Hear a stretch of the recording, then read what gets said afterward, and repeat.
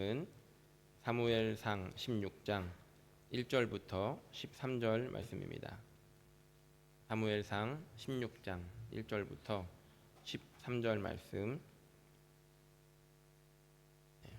함께 봉독하겠습니다. 여호와께서 사무엘에게 이르시되 내가 이미 사울을 버려 이스라엘 왕이 되지 못하게 하였거늘 내가 그를 위하여 언제까지 슬퍼하겠느냐. 너는 뿔에 기름을 채워 가지고 가라. 내가 너를 베들레헴 사람 이새에게로 보내리니 이는 내가 그의 아들 중에서 한 왕을 보았느니라 하시니라. 사무엘이 이르되 내가 어찌 갈 수 있으리이까. 사울이 들으면 나를 죽이리이다 하니 여호와께서 이르시되 너는 암송아지를 끌고 가서 말하기를 내가 여호와께 제사를 드리러 왔다 하고 이새를 제사에 청하라. 내가 내게 행할 일을 가르치리니 내가 내게 알게 하는 자에게 나를 위하여 기름을 부을지니라. 사무엘이 여호와의 말씀대로 행하여 베들레헴에 이르매 성읍 장로들이 떨며 그를 영접하여 이르되 평강을 위하여 오시나이까. 이르되 평강을 위함이니라. 내가 여호와께 제사하러 왔으니 스스로 성결하게 하고 와서 나와 함께 제사하자 하고 이새와 그의 아들들을 성결하게 하고 제사에 청하니라. 그들이 오매 사무엘이 엘리압을 보고 마음에 이르기를 여호와의 기름 부으실 자가 과연 주님 앞에 있도다 하였더니 여호와께서 사무엘에게 이르시되 그의 용모와 키를 보지 말라.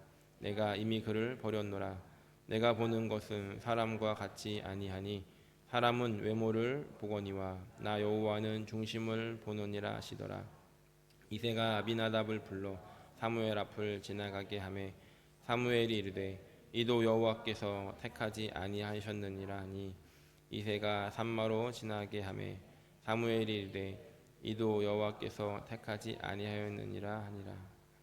이새가 그의 아들 7을 다 사무엘 앞으로 지나가게 하나 사무엘이 이새에게 이르되 여호와께서 이들을 택하지 아니하셨느니라 하고 이에 이르되 내 아들들이 다 여기 있느냐. 이새가 이르되 아직 막내가 남았는데 그는 양을 지키나이다. 사무엘이 이새에게 이르되 사람을 보내어 그를 데려오라. 그가 여기 오기까지는 우리가 식사 자리에 앉지 아니하겠노라. 이에 사람을 보내어 그를 데려오매 그의 빛이 붉고 눈이 빼어나고 얼굴이 아름답더라. 여호와께서 이르시되 이가 그니 일어나 기름을 부으라 하는지라. 사무엘이 기름불 병을 가져다가 그의 형제 중에서 그에게 부었더니 이날 이후로 다윗이 여호와의 영에게 크게 감동되니라. 사무엘이 사무서 라마로 가니라. 아멘. 여러분들은 어떤 성경 인물을 좋아하시는지 모르겠지만 제가 한번 찾아봤습니다. 전 세계적으로 성경에서 가장 인기 있는 인물이 누구인가? 누가 나왔겠습니까? 네, 예수님이 나왔습니다.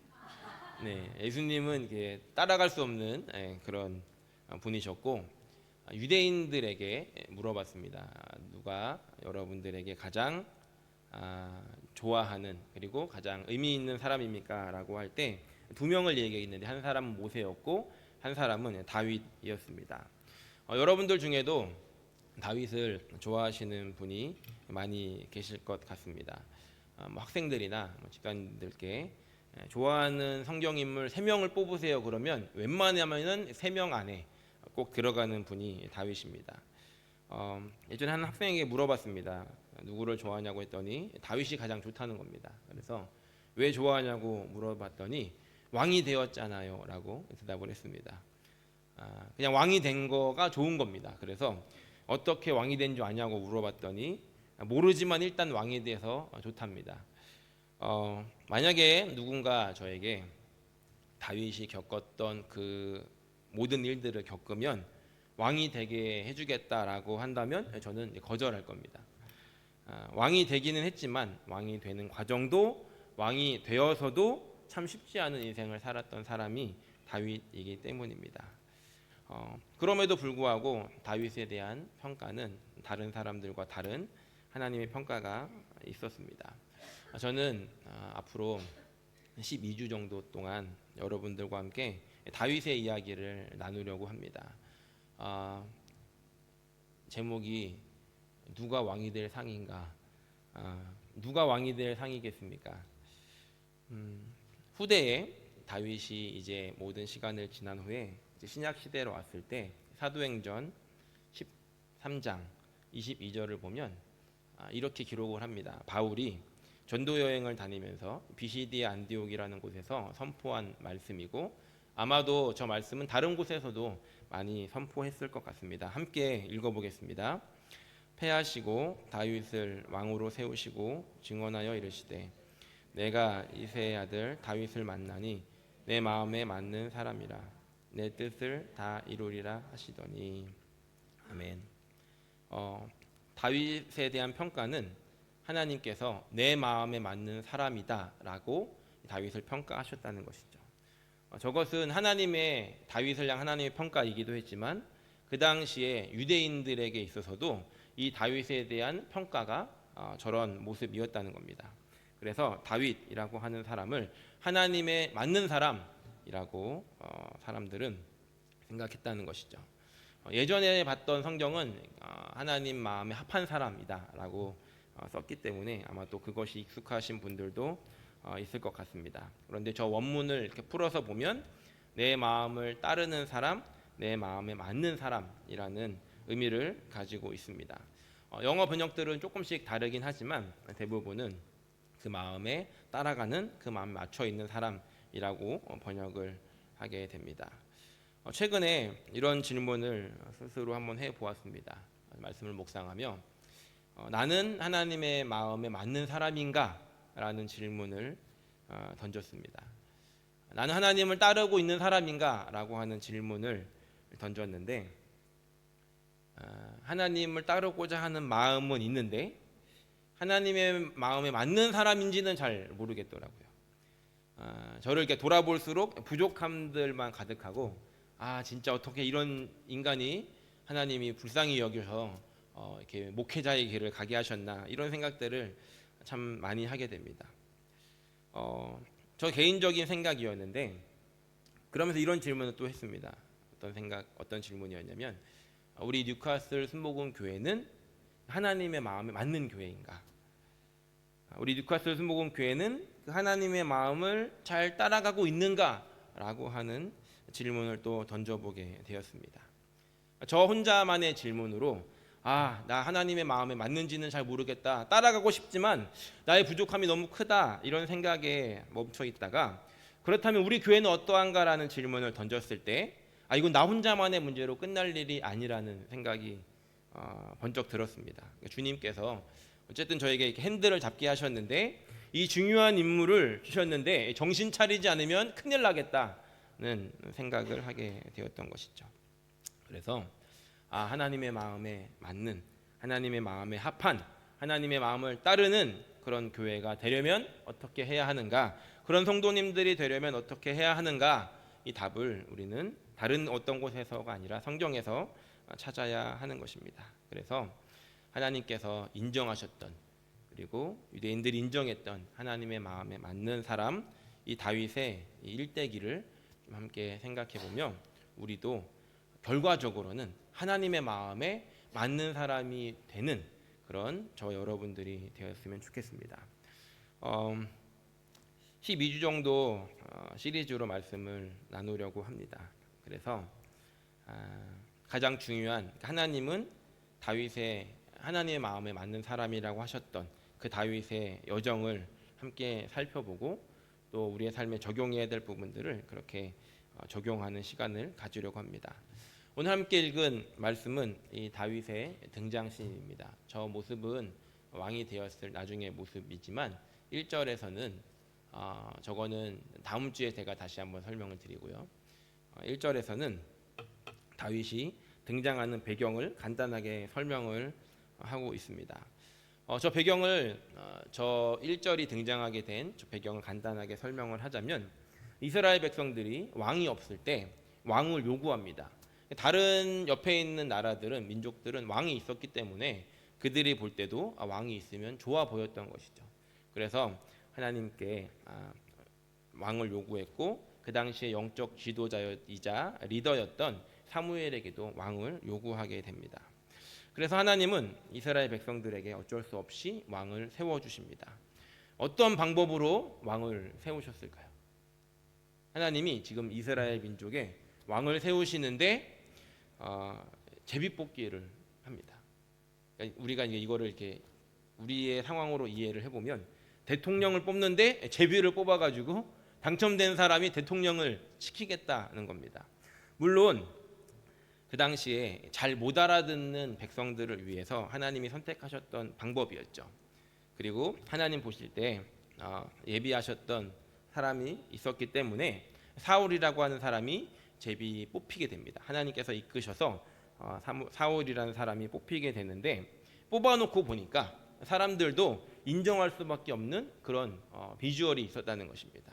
키도 크고 잘생기고 물론 당시는 약간 소심함도 있었지만 결과적으로는 사울이 초반에는 그런 왕의 역할을 잘 하게 됩니다. 영적 리더였던 사무엘이 사울에게 기름을 붓고 왕으로 임명을 하게 되는데 초반에는 잘했지만 점점 시간이 갈수록 상태가 나빠집니다. 그 나빠진 상태의 가장 큰 잘못된 것은 무엇이었냐면 하나님의 명령에 순종하지 않고 자기 마음대로 행했던 것이죠. 그런 불순종으로 인해서 하나님의 마음이 사울에게 서운했고 또 사무엘도 그 사울을 보며 하나님이 입에 이미 사울을 버리셨다는 것에 많이 속상해하고 안타까워하고 있을 때 하나님께서 다시 사무엘에게 찾아오시는 장면이 바로 오늘 함께 읽은 1절 말씀입니다. 함께 읽어보겠습니다. 여호와께서 사무엘에게 이르시되 내가 이미 사울을 버려 이스라엘 왕이 되지 못하게 하였거늘 내가 그를 위하여 언제까지 슬퍼하겠느냐. 너는 뿔에 기름을 채워 가지고 가라. 내가 너를 베들레헴 사람 이새에게로 보내리니 이는 내가 그의 아들 중에서 한 왕을 보았느니라 하시는지라. 놀라운 것은 하나님께서 이렇게 말씀하십니다. 내가 이새의 아들 중에서 한 왕을 보았다라고 말씀하십니다. 저 보았다라고 하는 저 부분을 어떤 성경에서는 셀렉트라고도 하고 오늘 저 버전에서는 초이스라고 하는 단어를 쓰기도 하는데 원어를 보면은 보다라는 그냥 봤다 그리고 좀 눈여겨 봤다라고 하는 그런 동사이고 다양하게 사용이 되기도 합니다. 언제 사용됐던 예를 하나 들면 그 야곱이 삼촌 라반에게 굉장히 어려운 시간들을 겪게 됩니다. 라반이 계속 이 야곱을 속이게 되죠. 그러다가 야곱이 이제 견디다 못해서 나는 이제 떠나야 되겠다라고 하는 그 시점에 이 그동안의 억울함들이 가득 차 있던 이 시점에 하나님께서 야곱의 꿈에 나타나셔서 이렇게 말씀하십니다. 라반이 너의 삼촌 라반이 너에게 한 모든 일을 내가 다 봤다. 라고 할 때 쓰는 그런 단어입니다. 동일하게 사용된 단어인데 이렇게 하나님께서 눈여겨보시고 그 모든 것들을 다 지켜보셨다라고 할 때 사용된 단어입니다. 하나님께서 이새의 아들 중에 한 왕을 보았다라고 말씀하십니다. 물론 저 왕은 처음부터 왕으로 태어나게 하신 것은 아니었던 것 같습니다. 그리고 왕이 될 엄청난 업적을 이루은 것도 아니었습니다. 어떻게 보면 10대 초반 학자들은 10대 초반 많아야 15살 정도까지밖에 보지 않는데 그때의 다윗 어떻게 보면 아무런 업적도 없고 다른 사람들에게는 그냥 양치기 소년으로밖에 보일 수 없었던 그 다윗을 보고 하나님께서는 내가 왕을 보았다라고 말씀하고 계시다는 겁니다. 우리가 이 부분을 잘못 묵상하면 이렇게 됩니다. 다윗은 날 때부터 떡잎부터 달랐구나. 태어나면서부터 어린 시절부터 저렇게 하나님이 볼 때 왕 같은 사람이었구나라고 받아들이면서 나는 안 되겠다. 나는 저런 부류가 아니니까 나는 하나님이 선택하시지도 하나님 마음에 합한 그런 사람도 되지 않을 거다라고 받아들이면 안 됩니다. 왜냐하면 하나님께서 다윗의 무엇을 보았느냐가 중요하기 때문입니다.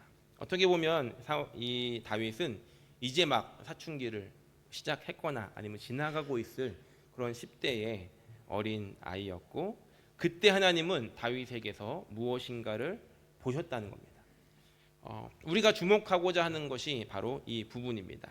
떡잎부터 다른 다윗은 없었습니다. 그러나 이 다윗의 인생에 그 어린 시간이었지만 어린 시절을 보내며 하나님의 눈에 들었던 그런 부분이 분명히 있었다는 것이죠.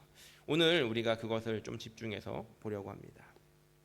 하나님께서 이제 이스라엘의 민족들에게 새로운 왕을 정하십니다. 그리고 사무엘을 보냅니다. 목적지는 베들레헴에 있는 이새라고 하는 사람의 집으로 보냅니다. 사무엘은 처음에 두려워합니다. 왜냐하면 정치적으로 보면은 반역이었거든요.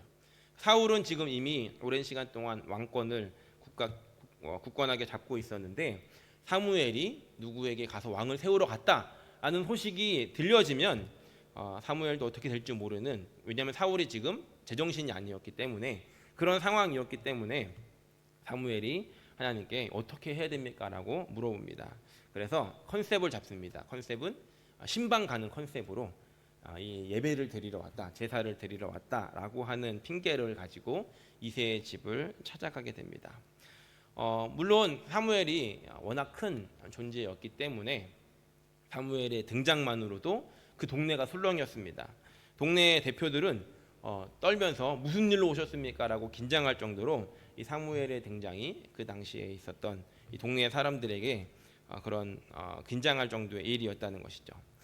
그리고 사무엘이 이렇게 이야기합니다. 내가 제사를 드리러 왔는데 이새를 이곳에 불러라. 그리고 그곳에서 하나님께서 가르치실 일들을 행하겠다라고 말씀하십니다. 4절과 5절을 보면 이제 사무엘이 그 과정 속에서 어떤 일이 일어나는지를 이제 보게 되고, 아까 말씀드렸던 것처럼 5절을 보니까 이 백성들이 그 당시 베들레헴에 있었던 사람들이 사무엘을 보고 두려워했던 것을 알 수 있습니다. 이새를 부를 때 이렇게 이야기를 합니다. 아들들에게 성결하게 하고 와서 제사에 참석해라. 지금 하나님이 중요한 일을 하실 것이니까 잘 씻고 깨끗하게 하고 와서 이제 이 예배, 이 제사에 와라라고 이야기를 하게 되고 오게 됩니다. 그리고 나서 뭐 이렇게 한껏 꾸미고 왔겠죠. 그리고서 6절을 보면 이새와 그 아들들이 이제 줄 맞춰서 오고 있는데, 첫 번째 아들이 엘리압이었습니다. 사무엘이 엘리압을 보고 마음에 이르기를 여호와의 기름 부으실 자가 과연 주님 앞에 있도다라고 이야기를 하게 됩니다. 엘리압이 사무엘 앞에 오게 되는데, 아마 엘리압은 이런 마음이 있었을 것 같습니다. 지금 사무엘이 엄청난 일을 계획하고 있다. 그래서 한껏 꾸미고 오면서 내가 왕이 될 상인가 이러면서 왔겠죠. 사무엘도 엘리압을 보면서 왕이 될 상이로다 라고 하며 기름을 부으려고 하는데, 이제 빨리 기름 붓고 퇴근하려고 하는데 하나님께서 말씀하십니다. 7절 같이 한번 읽어보겠습니다. 여호와께서 사무엘에게 이르시되 그의 용모와 키를 보지 말라. 내가 이미 그를 버렸노라. 내가 보는 것은 사람과 같지 아니하니 사람은 외모를 보거니와 나 여호와는 중심을 보느니라 하시더라. 하나님은 조금 과격하게 이미 버렸다라고 말씀하실 만큼 그의 외모, 용모, 키, 왕이 될 것 같은, 왕에 합당한 그런 비주얼은 나에게 하나도 중요하지 않다라고 말씀하십니다. 오늘 말씀의 핵심의 말씀입니다.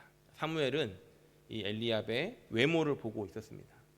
사울도 그런 왕이었기 때문에 엘리압을 보며 이 사람은 왕이 될 거야, 왕의 얼굴을 가졌어, 왕의 모양을 가졌어 라고 이야기를 하게 됐던 것이죠. 오늘 말씀처럼 사람은 그렇게 외모를 봅니다. 사무엘도 마찬가지였죠. 그런데 저 외모를 이 시대 요즘 말로 바꾸자면 이런 것 같습니다. 사람들은 우리의 외모도 보고 스펙도 보고 경제력도 보고 집안도 보고 여러 가지들, 사람들이 보는 그런 관점을 이야기합니다. 옛날이나 지금이나 바뀌지 않고 사람들은 겉으로 나타나는, 겉으로 드러나는 것들에 집중한다는 것이죠. 그런데 오늘 하나님께서는 이렇게 말씀하십니다.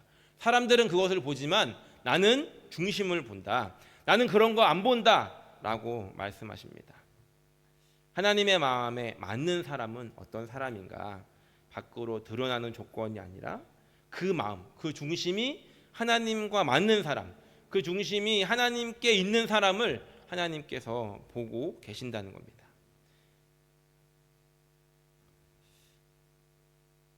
오늘 우리 스스로에게 이런 질문을 던져보았으면 좋겠습니다. 나의 중심은 어디를 향하고 있는가? 하나님이 나의 중심을 보셨을 때 괜찮으신가? 하나님이 나의 마음 깊은 곳을 들여다 보셨을 때 나는 하나님 앞에 당당하게 내 마음을 보여드릴 수 있는가? 다윗의 중심은 하나님을 향하고 있었습니다. 그러면 이런 질문을 할 수 있죠. 다윗은 나이가 굉장히 어렸는데 어떻게 하다가 다윗은 그 마음의 중심에 하나님을 두게 되었는가? 날 때부터 그 금수저를 물고 나는 사람들이 있다라고 하죠. 집안에 경제력이라든가 이런 것들. 그런데 교회 안에서 흔히 쓰는 말이 있습니다. 이제 태어날 때 십자가를 위해 물고 태어났다. 혹시 들어보셨나요? 금수저가 아니라 십자가를 위해 물고 태어나서 어렸을 때부터 이제 교회 안에서 뭐 자라고 이렇게 크게 나쁜 짓 안 하고 이렇게 자란 그런 사람들을 이야기를 하기도 하는데 다윗이 그런 존재였는가? 만약에 그렇다라고 한다면 오늘 말씀은 우리에게 큰 소망이 없습니다. 왜냐하면 다윗은 그냥 그렇게 태어났고 그렇게 선별되었고 그렇게 왕이 되었기 때문이죠. 그런데 그렇지 않은 것은 다윗의 삶을 우리가 묵상하고 생각해 보면 다윗은 어떻게 어린 나이에 이렇게 하나님의 보실 때 그 중심에 합한 마음이 있었는가를 알 수 있다는 것입니다. 성경에 기록된 증거들을 통해서 우리는 몇 가지를 생각해 볼 수 있습니다. 지금 다시 저 말씀의 장면으로 가면 이 중요한 자리, 지금 사무엘이 왕을 세우고자, 물론 비밀리에 왕을 세우고자 베들레헴에 와서 하나님 말씀하신 대로 이세의 아들들을 다 불러다가 누가 왕이 될 상인가라고 차근차근 보고 있는데 하나님께서는 계속 스킵 1번부터 7번까지 아무도 하나님에게는 선택된 사람이 없었습니다. 그래서 11절을 보니까 7 아들이 다 지나간 후에 사무엘은 지금 더 있는지 없는지를 모르지 않습니까? 그때 이렇게 이야기합니다. 하나님이 계속 노라고 말씀하시니까 이새에게 이르되 내 아들들이 지금 다 온 거냐? 누구 빠진 사람 없냐라고 할 때 이새가 이렇게 이야기합니다. 아직 막내가 남았는데 양을 지키고 있습니다 라고 이야기를 합니다. 그러자 사무엘이 사람을 보내서 빨리 데려와라. 너 막내 아들 오기 전까지 우리는 밥도 안 먹을 거고 자리에 앉지도 않을 것이다 라고 굉장히 불편한 상황을 만들어 놓습니다. 한번 생각해 보십시오. 이새에게 아들이 8명이 있는데 1번부터 7번까지는 지금 싹 씻고 좋은 옷을 입고 사무엘 앞에 와 있고 8번 막둥이 다윗은 부르지도 않았던 겁니다. 물론 다 오면 양은 누가 돌보냐라고 할 수도 있지만 저 말씀을 보면 결국 사람을 보내서 다윗을 데려오게 하죠. 그 사람을 빨리 먼저 보냈으면 다윗도 올 수 있는 거였습니다. 가용할 수 있는 사람이 분명히 있었던 것이죠. 잠깐이라도 그렇게 교체할 수 있었지만 이 이새의 머릿속에는 다윗은 없었습니다. 그래, 내 아들들 1번부터 7번 훌륭한 아들들이지 라고 사무엘 앞에 데려왔던 것이고 막내 다윗은 부르지도 않을 만큼 저 가정 안에서 그렇게 인정받지 못한 그런 모습이었습니다. 물론 그럼에도 불구하고 양을 맡겼다는 건 그래 어느 정도 양을 돌볼 수는 있겠지라는 정도였지만 이 중요한 자리에 부르지 않을 만큼 또한 그런 대우를 받고 있었던 다윗이었다는 것이죠. 다윗 혼자서 저렇게 양을 볼 수 있었다라고 하는 건 또 한편으로 이런 상상을 하게 합니다. 저 형들이 다윗에게 양을 다 맡겨놓고 형들은 놀러 갈 수도 있는, 나중에 보면 그렇게 좋은 형들은 아니거든요. 충분히 그럴 수 있는 상황들이 있었다는 것이죠. 그리고 우리가 예상할 수 있는 이 다윗의 모습은 우리가 이제 나중에 뭐 골리앗도 때려잡고 하니까 굉장히 용맹한 이런 모습을 보게 되지만 사실 저 나이에 저 상황의 다윗은 기타 치고 시 쓰고 하늘 보고 기도하고 노래 부르는 거 좋아하는, 그러니까 어떻게 보면 물론 지금이야 이제 아이돌, 넌 아이돌 하면 되겠다 딱 맞는 그 모습이지만 당시 사회의 이 결과 맞지 않는 뭔가 남자다운 이런 모습이 아니라 이렇게 노래하는 거 좋아하고 약간 이렇게 혼자 있는 거 좋아하고 이런 이제 청년이었다는 겁니다. 물론 그것을 좋아해서 그렇게 된 건지 아니면 오늘 말씀처럼 형들이 놀아주지 않고 아버지도 방치하는 그런 외로움 속에서 그렇게 됐는지, 그리고 이 목동이라는 것은 때때로 이 양을 치다 보면 바깥에서 잠을 자야 될 때도 있는데 그런 어둠 속에서 혼자 보내야 되는 그런 두려움까지 다윗에게는 있었다는 겁니다. 한 번은 아주 깜깜한 산 속에서 제가 이제 운전을 하면서 내려오다가 이렇게 아무도 없고 진짜 제가 가는 차 불빛만 있으니까 이런 생각이 들더라고요. 다윗이 만약에 혼자서 양을 치고 있었다면 얼마나 무서웠을까? 그 밤을 지내며 얼마나 두려웠을까라고 생각이 든 적이 있었습니다. 다윗은 이 외로움의 시간, 이 두려움의 시간, 혼자 있었던 이 시간에 하나님을 찾았던 것이죠. 다른 사람을 원망하지 않고 형들을 원망하지 않고 하나님을 생각했고 그 하나님을 위한 노래를 부르며 그 외로움과 고독의 시간에 그 마음을 하나님께 맞춰갔다는 것입니다. 영적으로 민감하게 타고난 아이가 아니라 그에게 주어진 그 환경이 하나님을 찾게 했고, 맹수가 양을 공격하기 위해 울거리는 그런 위기의 상황 속에서 하나님의 도움을 구하고 하나님의 도우심을 경험하면서 그렇게 하나님과 가까워졌다는 것이죠. 어떻게 보면 십자가를 입에 물고 태어나는 것처럼 그렇게 영적으로 민감한 하나님의 마음에 합한 사람으로 태어난 것이 아니라 그에게 주어진 나쁜 환경이, 그에게 주어진 외로움과 고난의 환경이 그 어린 나이부터 하나님을 찾게 했다는 겁니다. 그리고 하나님을 경험하게 되며 하나님과 마음을 맞춰가게 됐다는 것이죠. 때때로 우리에게 일어나는 어려운 일들이 있습니다. 어려운 상황들이 있습니다. 그런데 그런 상황들이 우리 마음의 중심축을 하나님께로 맞춰지게 한다면 그것은 고난이 아니라 하나님의 은혜이고 축복의 도구로 하나님께서 사용하신 그런 일들이라는 것이죠. 다윗은 사실 외모도 훌륭했습니다. 12절을 보면 다윗을 데려왔는데 이렇게 기록합니다. 같이 한번 읽겠습니다. 이에 사람을 보내어 그를 데려오매 그의 빛이 붉고 눈이 빼어나고 얼굴이 아름답더라. 여호와께서 이르시되 이가 그니 일어나 기름을 부으라 하는지라. 예전에 이제 신학교를 다닐 때 동기들과 아규를 한 적이 있습니다. 다윗의 외모가 괜찮은가 안 괜찮은가 이런 이야기를 하다가 저 얼굴이 붉고라는 장면에서 선크림을 안 발라서 얼굴이 저렇게 혼자 다 탄 거다 이러면서 다윗은 뭐 이렇게 그렇게 잘생기진 않았을 거다 이런 사람들이 있고, 또 한편으로는 용모가 아름답더라, 얼굴이 아름답더라라고 했으니 저 붉음은 얼굴이 탄 게 아니고 뭔가 이렇게 광채가 나는 그런 모습일 거다 이렇게 이야기를 한 적이 있었는데, 어쨌든 다윗도 외모가 훌륭했습니다. 그러니까 하나님이 외모를 보시지 않는다고 했는데 알고 보니까 다윗도 외모가 괜찮았던 것이죠. 그런데 오늘 저 말씀을 하나님께서 굳이 하신 이유는 물론 다윗이 잘생겼지만 하나님은 다윗의 그 모습 때문에 선택한 게 아니라는 겁니다.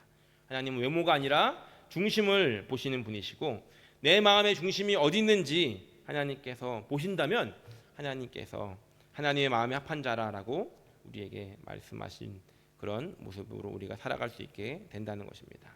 바라기는 오늘 우리의 외모 물론 가꿔야 됩니다. 왜냐하면 사람은 외모를 보잖아요. 그러니까 우리가 이제 사람들 사이에서 사니까 가꿔야 되는 건 맞습니다. 그러나 우리가 그 모습보다 하나님이 지금 나를 어떤 모습으로 보실까를 생각하며 내 마음의 중심을 하나님께 맞출 수 있는 저와 여러분 되기를 예수님의 이름으로 간절히 축복합니다. 오늘 이 주신 말씀을 통해서 또 한 가지를 더 생각해 보기 원하는 것은 이런 질문을 혹시 해보신 적이 있는지 모르겠는데 저는 이제 성경을 읽다가 이제 계속 그 물음표를 많이 달거든요. 뭐냐면 분명히 하나님께서 사무엘에게 이새의 아들 중에서 왕을 보았다. 베들레헴으로 가서 이새의 아들을 청하라라고 말씀하셨으면 이새의 이름을 가르쳐 주셨다면 처음부터 다윗을 가르쳐 주면 되는 거 아닙니까? 그러니까 이세는 알고 하나님이 다윗은 안 가르쳐주는 그런 심술쟁이 하나님은 아니신데, 도대체 왜 처음부터 바로 다윗을 찾아가라, 아니면 다윗은 양치고 있으니까 이세의 집으로 가지 말고 바로 그냥 양치러 양을 치고 있는 다윗에게 가라 라고 말씀하셨을 수 있는 하나님께서 굳이 이세를, 그리고 이세의 가족들을 다 모으게 하셨는가 하는 것이죠. 처음부터 다윗을 찾았으면 이세도 그 7명의 아들이 그 사무엘 앞에 지나가는 일이 없었을 텐데, 안 그랬으면 엘리압이 와서 기대를 해가지고 난가? 이런 기대를 안 했을 텐데, 이 7명의 아들들이 그런 수고를 하지 않고 사무엘도 하지 않았을 텐데 왜 하나님은 저렇게 저 과정을 겪게 하셨는가 하는 겁니다. 여기서 우리는 중요한 교훈을 얻을 수 있습니다. 그것은 무엇이냐면, 지금 하나님의 사람이라고 말하는 사무엘조차도 하나님의 음성을 듣고 그 말씀에 순종하며 행동하는 그 사무엘조차도 이 생각이 굳어져 있었다는 겁니다. 왕은 이런 존재야, 왕은 이런 외모를 가져야 돼 라고 이 사무엘도 그 마음이 굳어져 있었기 때문에 첫째 아들 엘리압을 봤을 때 왕이 될 상이로구나 라고 생각했다는 것이죠. 자칫하면 기름을 부어버릴 뻔했던 겁니다. 그런데 그때 하나님께서 사무엘의 머리를 탁 치시면서 너도 외모를 보는구나 라고 말씀하셨다는 겁니다. 사무엘에게 그것을 깨닫게 하신 것이죠. 너의 마음에 굳어진 그 왕의 형상, 너의 마음에 굳어진 그런 어떤 이미지, 이것들을 버려야 돼. 나는 그것을 보지 않아 라고 말씀하셨다는 겁니다. 이전에 다윗도 외모로는 밀리지 않는다라고 말씀을 드렸습니다. 만약 하나님께서 처음부터 다윗에게 가서 다윗의 이름을 말씀해 주시고 다윗에게 기름을 부으라고 말씀하셨다면 아마 사무엘은 다윗을 보고 어리긴 한데 왕이 될 상이로구나 라고 생각했을 것입니다. 그래서 이 다윗에게 기름을 부으면서 하나님은 이렇게 외모를 중요시 여겨 라고 생각할 수도 있었다는 것이죠.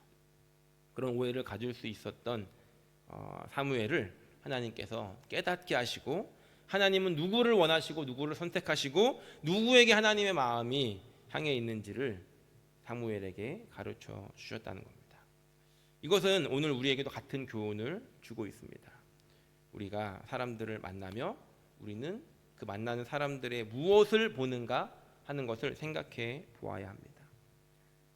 사무엘처럼 민감한 사람도 그 외모에 집중되어지고 보여지는 것에 전부를 생각할 수 있다는 것이죠. 바라기는 오늘 저와 여러분들의 주위에 사람들을 만날 때 우리 안에 굳어진 그런 마음들이 있다라고 한다면 그것들을 내려놓는 시간이 되었으면 좋겠습니다. 우리 눈에 보이는 대로 사람들을 판단하고 우리의 눈에 보이는 대로 사람을 규정하는 것이 아니라, 하나님은 저 사람을 어떻게 보실까? 하나님은 저 분을 어떻게 대하실까? 하나님의 눈으로 볼 수 있는 그런 눈을 달라고 함께 기도할 수 있는 저 여러분들이 되었으면 좋겠습니다. 이런 시선을 구하는 기도가 오늘 저 여러분들에게 있고, 외모로 사람을 판단하는 그런 존재가 아니라 하나님의 눈으로, 물론 또 하나님의 눈으로 봐가지고 저분은 영적으로 미약해 이런 걸 보는 것이 아니라, 하나님의 눈으로 본다는 것은 하나님의 사랑으로 눈을 보고, 하나님이 지금 이 모습이 아니라 그 사람을 향한 하나님의 기대함을 가지고 그 사람을 보고, 하나님에게 하나님으로부터 오는 은혜와 지혜가 그들에게 부어달라는 마음으로 그를 볼 수 있는 눈, 하나님이 지금 보는 그 눈뿐만이 아니라 하나님이 이 사람을 빚어나가실 그 미래를 볼 수 있는 눈, 그렇게 사랑의 마음으로 사람들을 대할 수 있는 그런 눈이 저 여러분들에게 있기를 소원합니다.